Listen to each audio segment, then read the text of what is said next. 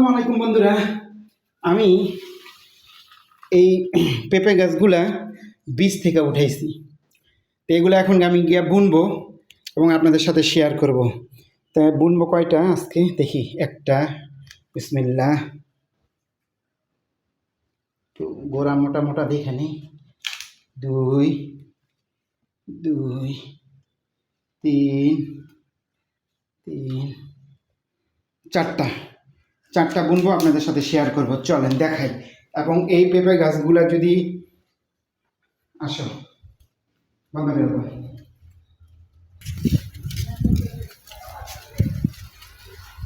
তো বন্ধুরা, এই যে আমার ছোট বেলছা, এটা দিয়ে বুনবো।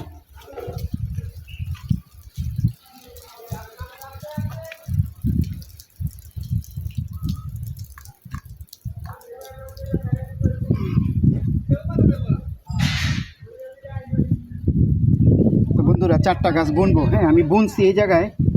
যদি এই গাছগুলা বড় হইলো আপনাদের সাথে শেয়ার করব, ঠিক আছে? বিসমিল্লাহ।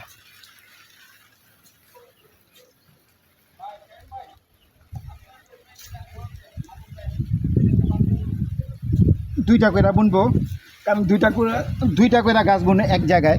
একটা যদি পুরুষ গাছ হয় তাহলে ওটা কাইটা ফেলাবো, মহিলা গাছ হলে রেখে দিব। এটা আপনারা দেখে রাখেন, কাজে লাগবে।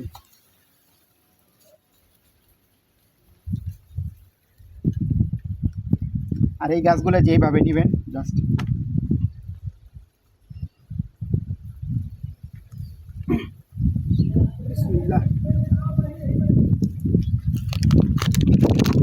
বাতাসও আছে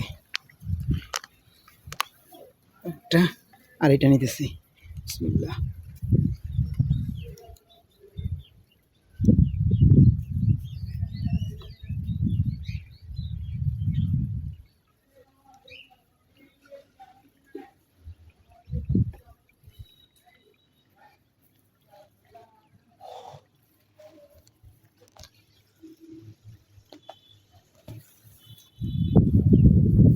আজকে বললাম কেন, আজকে বৃষ্টি পড়তেছে।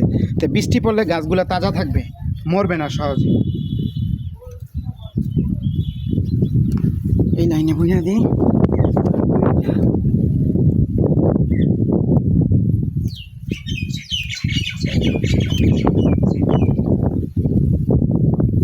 আপনাদের বাড়ির পাশে যদি জায়গা থাকে, ঢাকা শহরে, পেঁপে গাছ বুইনা দিবেন। পেঁপে গাছে খুব একটা যত্ন নিতে হয় না।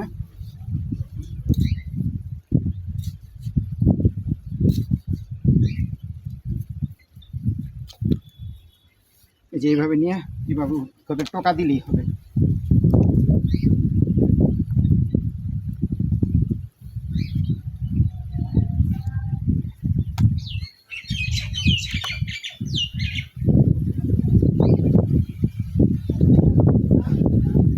একটু কাইট পেরা দিচ্ছি, সোজা পেরা দিই নেই। এগুলা যেদিকে রোদ বেশি পাবে অটোমেটিক সোজা হয়ে যাবে গা।